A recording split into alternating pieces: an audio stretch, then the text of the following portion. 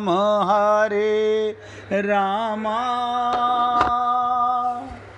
राम राम हरे हरे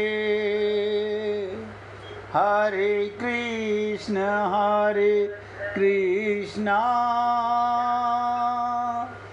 कृष्ण कृष्ण हरे हरे हरे राम राम राम हरे हरे हरे कृष्ण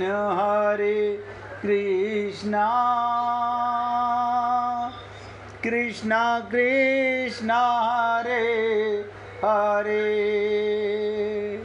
हरे राम राम राम राम हरे हरे। सभी पुण्य आत्मा पूरी एकाग्रता के साथ 21वें श्लोक को ध्यान से सुनेंगे। निर्लिप्त कौन होता है और लिप्त कौन होता है? निर्लिप्त का वर्णन भगवान 21वें श्लोक में करेंगे और 22वें श्लोक में जो निर्लिप्त है वो निवृत्ति परायण है और 22वें श्लोक में जो लिप्त है वो प्रवृत्ति परायण है। तो 21वें श्लोक में भगवान क्या कहते हैं?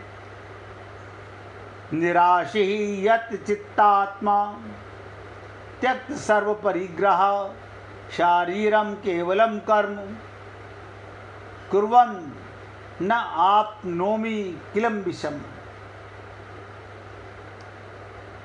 क्या कहते हैं भगवान? यत चित्तात्मा। देखिए एक शब्द,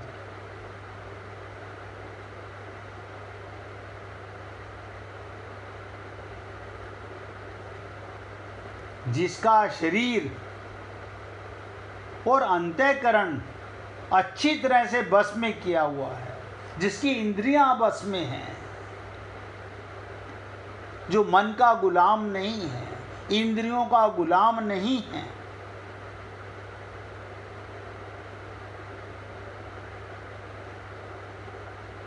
जिसने सब प्रकार से संग्रह का परित्याग कर दिया है। क्या मतलब? संग्रह का परित्याग कर दिया है। अब आप सोचेंगे, हे राम, सारा जीवन तो धन कमाया, अब ये कह रहे हैं संग्रह का परित्याग कर दो। परित्याग करने का मतलब उनमें अपनापन नहीं करना। हमसे पहले भी पैसा था, हमसे पहले भी धन था, हमसे पहले भी मकान थे, हम नहीं रहेंगे तब भी मकान रहेंगे। सोचिएगा, ये मिट्टी तब भी थी, ये आकाश तब भी था, लेकिन इनके साथ अपनापन करके हमने अपनापन करके संग्रह करना चालू कर दिया। तो कहते हैं ऐसा व्यक्ति इच्छा रहित,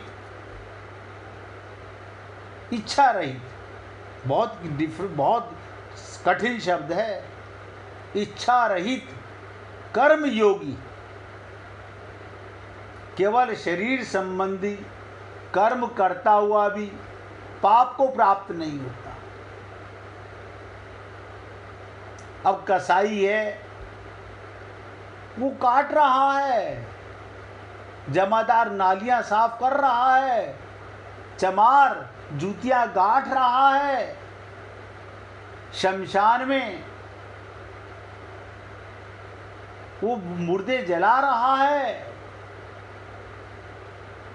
शरीर संबंधी कर्म करता हुआ भी पाप को प्राप्त नहीं होता। और हम पूजा करते करते भी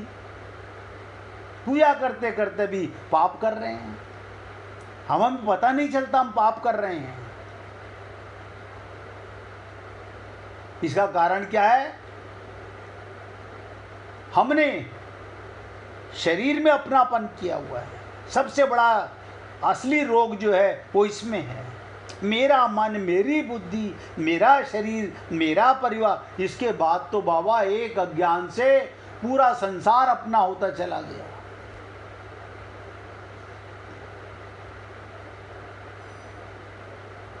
आत्मा का संबंध आत्मज्ञान के बाद, हमारे गुरुदेव कहते थे,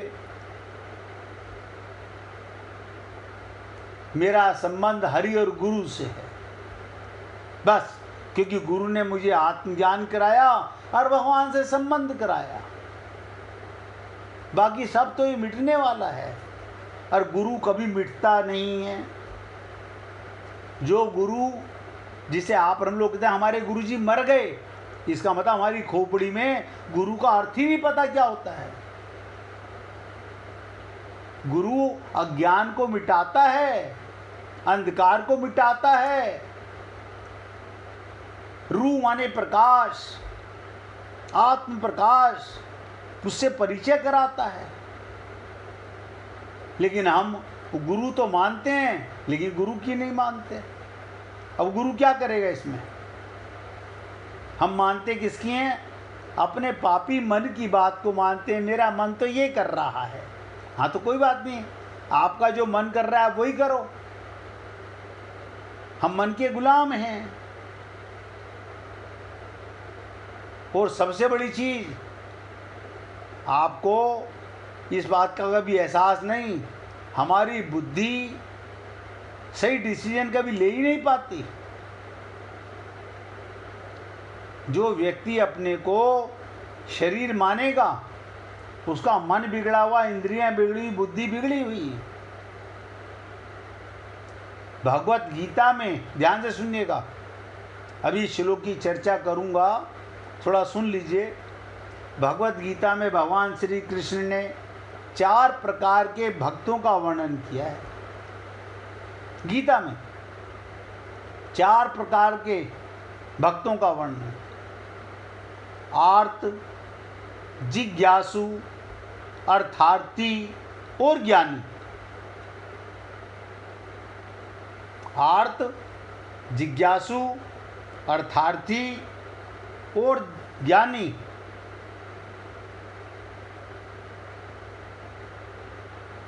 भगवान कहते हैं चतुर्विद्या भजंतो मां जना।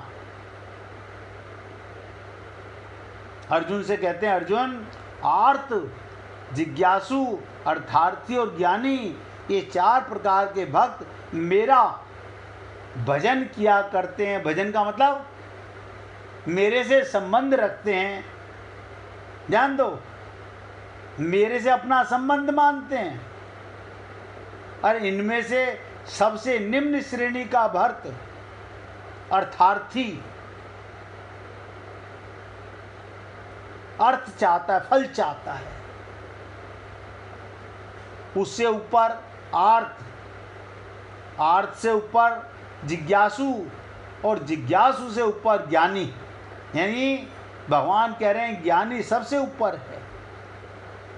सभी भक्तों में निम्न श्रेणी के भक्त अर्थार्थी माने जाते हैं। ये वो भक्त होते हैं जो भोग, ऐश्वर्य, सुख प्राप्त करने के लिए भगवान का भजन करते हैं। ये तो आप और हम भली प्रकार जानते हैं।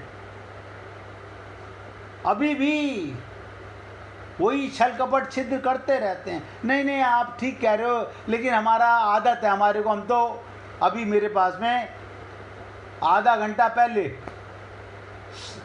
5 बजे करीब एक हमारे 10 टावर से कोई मिनिस्ट्री में उनका बेटा काम करता है, उनके पिताजी आए, बोले जी मैं कामाख्या मंदिर से प्रसाद लेके आया हूँ। मैंने कहा बलि चढ़ा के आए? बोले नहीं नहीं महाराज, बलि तो नहीं चढ़ाई हमने ये पूजा की, हमने वो पूजा की। आप सोचो, जो सुबह उठते ही पेपर ये देखता हो कि राहु काल कब सा है, कौन सा काल कब से है।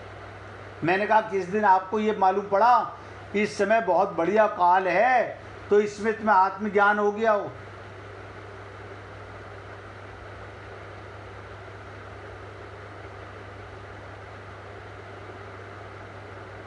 पता नहीं क्या बीमारी है लोगों को। बोले एक दिन नीचे पार्क में बैठे, बोले हमने अपनी पत्नी को फ़ोन करके मना कर दिया, अभी राहु काल है, अभी नीचे मत उतरना। मैंने कहा क्यों? कहीं जीने से गिर जाए, लिफ्ट खराब हो जाए।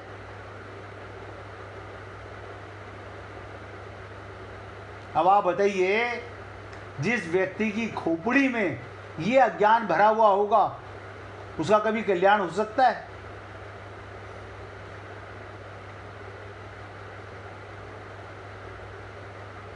सभी भक्तों में निम्न श्रेणी के भक्त अर्थार्थी, ये वो भक्त जो भोग, ऐश्वर्य और सुख प्राप्त करने के लिए भगवान का मंदिर जाते हैं, भजन करते हैं। ऐसे लोगों के लिए भगवान से ज़्यादा भौतिक सुख, भगवान से ज़्यादा हमारे को इंद्रियों का सुख, सांसारिक सुख चाहिए। यही कारण है इन्हें भगवान श्री कृष्ण ने सबसे नीचे दर्जे के भक्तों में लाके खड़ा कर दिया। और आर्त भक्त वो होते हैं जो शारीरिक कष्ट आ जाने पर, ध्यान दो, आर्त, शारीरिक कष्ट आ जाने पर, धन वैभव नष्ट होने पर अपना दुख दूर करने के लिए भगवान को पुकारते हैं। द्रौपदी भी इसी में से थी।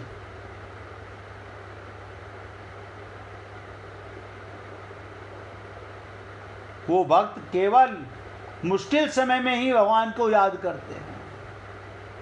मैंने कई बार देखा, अस्पताल के अंदर किसी का ऑपरेशन हो रहा है, वो बाबा अगरबत्ती पे अगरबत्ती पे अगरबत्ती पे अगरबत्ती जला रही है, सारा परिवार माला हाथ में लेके जाप कर रहा है। कमाल है, धन्य हो प्रभु। ये भक्त निम्न कोटि से थोड़े से श्रेष्ठ होते हैं कि मुसीबत में भगवान को याद करते हैं। जैसे कि इनके नाम से ही ज्ञात होता है, जिज्ञासु भक्त, अर्थात वो भक्त जिसमें कुछ जानने की जिज्ञासा हो। जो लोग संसार में फैले हुए अनित्य को देखकर ईश्वर की खोज में लग जाते हैं, अनित्य को देखकर और ईश्वर की भक्ति करते हैं, उन भक्तों को भगवान श्री कृष्ण ने इस श्रेणी में रखा। लेकिन सबसे ऊपर की श्रेणी में ज्ञानी भक्त, जो बिना किसी कामना के, ध्यान दीजिएगा, हमारा दिमाग खराब है, हम बिना कामना के तो बेड से ना उठें, हम किसी से बात ना करें। ज्ञानी वो होता है जो बिना किसी कामना के भगवान की भक्ति में लीन रहता है, लीन। ज्ञानी भक्त भगवान को छोड़कर कुछ नहीं चाहता। सर फूटे या माथा, मैंने तेरी राह पकड़ ली। इसलिए भगवान ने ज्ञानी को अपनी आत्मा कहा। इन भक्तों के विषय में भगवान ने स्वयं कहा, जो भक्तजन अनन्य भाव से मेरा चिंतन करते हुए मेरे लिए कर्म करते हैं, ऐसे साधकों के योग क्षेम, जो वस्तु अपने पास ना हो उसे प्राप्त करना और जो मिल चुकी हो उसकी रक्षा करना मैं स्वयं वहन करता हूँ।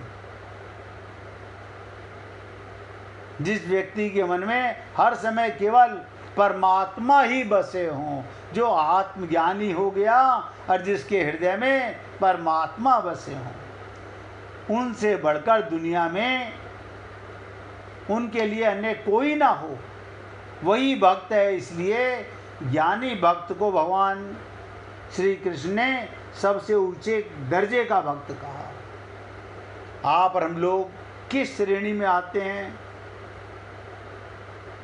भगवान को तो सब पता है। अनभिज्ञ हम भी नहीं हैं। हम भी जानते तो होंगे हम कौन सी श्रेणी में। तो सबसे पहले यत चित्तात्मा, ध्यान से सुनो, इस श्लोक में आया निराशी यत चित्तात्मा, संसार में आशा या इच्छा रहने के कारण, संसार में आशा, शरीर में आशा, परिवार में आशा या इच्छा रहने के कारण शरीर, इंद्रियां, मन आदि बस में नहीं होते। इसे निराशी पद से कहा गया। कर्म योग में आशा या इच्छा नहीं रहती। कर्म योगी की ना कोई आशा है ना कोई इच्छा है। आप कहेंगे हमारी हम ऐसी कफायत करते ही नहीं, हम ऐसी कफायत करते ही नहीं। उसके शरीर से, उसके इंद्रियों से, उसके अंतःकरण से स्वतः सब ये बस में रहते हैं। इनके बस में रहने से उसके द्वारा व्यर्थ की कोई क्रिया नहीं होती। वो जो करता है भगवान के निमित्त करता है। इसलिए भगवान ने कहा कर्म योगी और सन्यासी हैं। अगर कर्मयोगी सन्यासी है तो वो सब प्रकार की भोग सामग्री के संग्रह का स्वरूप से त्याग कर देता है। क्या बताओ? शरीर को भोजन कराता है, आत्मा को नहीं।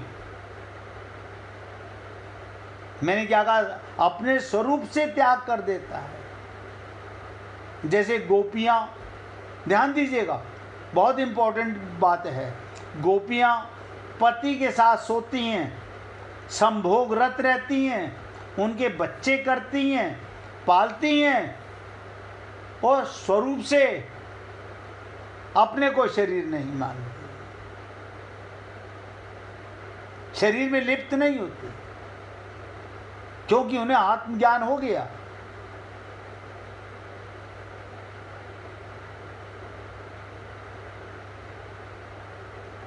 तो भगवान कहते हैं स्वरूप को त्याग कर देती हैं। अगर वो गृहस्थ हैं, वो भोग बुद्धि से अपने सुख के लिए किसी भी सामग्री का संग्रह नहीं करता।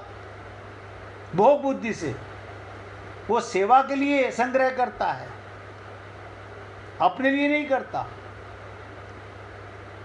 उसके पास जो भी सामग्री है उसको वो अपनी और अपने लिए ना मानकर संसार की सामग्री है, संसार के लिए है।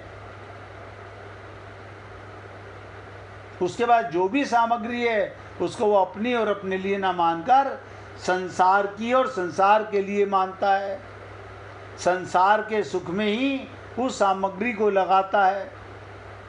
भोग बुद्धि से संग्रह का त्याग करना तो साधक मात्र के लिए आवश्यक है। इसलिए हे पुण्य आत्माओं, आप और हम सब ग्रस्त में हैं। भोग बुद्धि से अपने सुख के लिए, आत्मा के सुख के लिए क्या? आत्मज्ञान हो जाए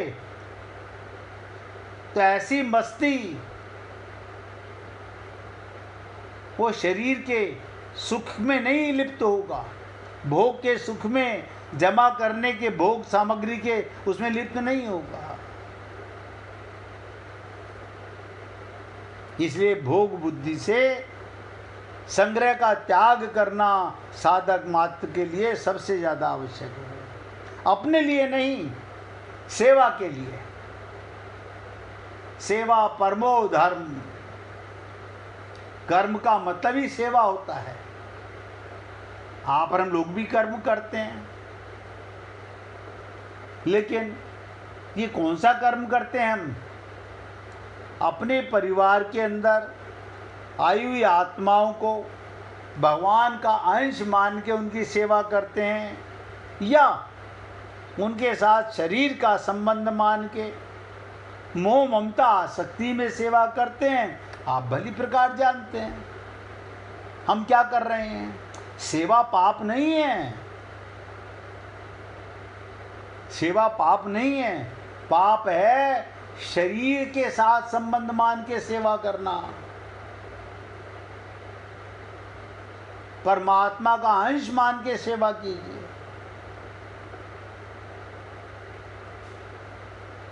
गीता को अगर इतना आसान होता तो 700 श्लोक सोच के देखो कभी के पूरे हो चुके होते। हम अभी चौथे अध्याय पर अटके हुए, 7 महीने गुजर चुके हैं, लेकिन अभी भी सुनते हैं, समझते हैं, वो असर नहीं हो पा रहा जो सबको होना चाहिए। क्यों? 24 घंटे ये बात नहीं रहती ना मन में कि मैं भगवान का अंश हूं। देखो कमाल है, करोड़ों कल्प से शरीर के संबंध टेम्परेरी, परिवार के संबंध टेम्परेरी, सब संबंध टेम्परेरी। शरीर ही जब टेम्परेरी है तो रिश्तेदार परमानेंट कैसे होंगे, इनके संबंध परमानेंट कैसे होंगे। लेकिन ये नहीं मर सकते, इनके साथ संबंध नहीं मर सकता। भगवान के साथ जुड़े कि ना जुड़े, भगवान कहते हैं कोई बात नहीं, मुझे भी जल्दी नहीं है, विचार आपको करना है, क्योंकि मैं तो तुम्हारे साथ रहता ही हूं। मेरी आत्मा को कोई तकलीफ नहीं, जीव को तकलीफ है। इस ममता मोह आसक्ति के कारण हम जीव कहलाते हैं तो आत्मा, कहलाते जीव हैं। शरीर में अपनापन तो जीव हो गए, परमात्मा में अपनापन तो आत्मा हो गए। नहीं, ऐसा है, शरीर में अगर परिवार में जूते चप्पल लगें, गालियां मिलें, बुराई सुनने को मिले तो भगवान से अपना संबंध मान लेते हैं, और संसार में परिवार में तारीफ मिले तो भगवान को भूल के इनसे मान लेते हैं। यानी हम लोग ना इधर के हैं ना उधर के हैं, अभी डिसाइड नहीं है हम लोगों का।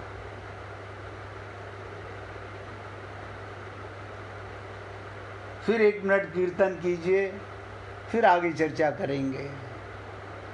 हरि बोल हरि बोल, हरि हरि बोल, हरि बोल हरि बोल, हरि हरि।